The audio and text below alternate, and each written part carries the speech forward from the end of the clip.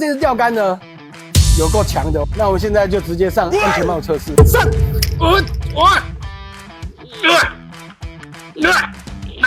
捞把啦、鬼头刀啦，或者是昂竿啦，绝对都没有问题哦。国产的最好的导珠。第二个，它是1本半的，枪支并共用，所以卷线器也可以用。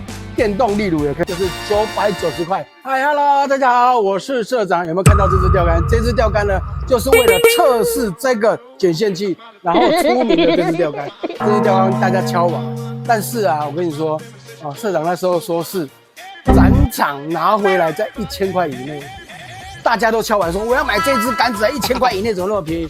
结果呢，社长就跟他交涉，我说我一次吃500支的量，我希望价格压在我可以卖。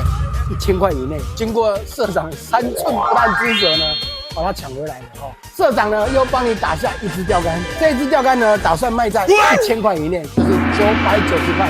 那这支钓竿呢有够强的，我先跟你说一下，它的导珠呢是国产的最好的导珠，而且啊我会叫它呢把这个胶呢上到最后，让你承受最大的耐力。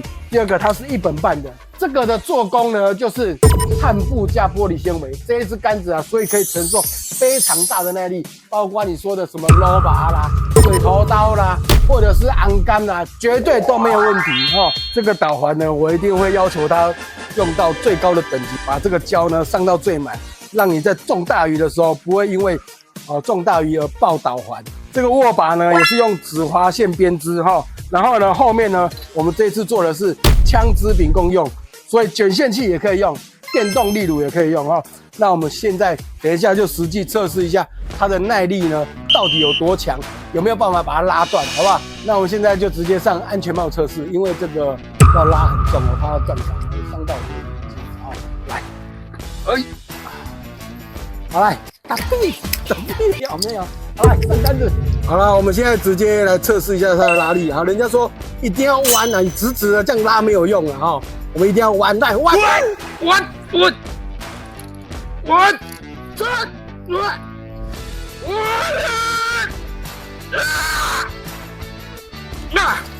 好，那我们在测试拉力是没有问题的哈。我们现在在测试，就是说往下一拉的那个瞬间的哈。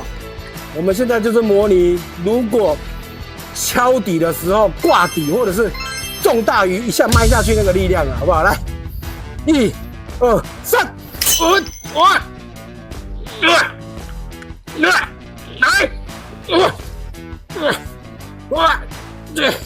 好，所以这支杆子是可以的，我跟你说没问题啊，这没有说提几斤在测试了，是直接迈下去的了哦。这支杆子社长也跟你谈好了啦哦，就是990块。 哦，如果要的话，下订单。这是预购了哦，预购大约就是我跟他抓2个月左右会交货了。这支杆子，如果你没有上车的话哦，我们考虑只做1批了哦。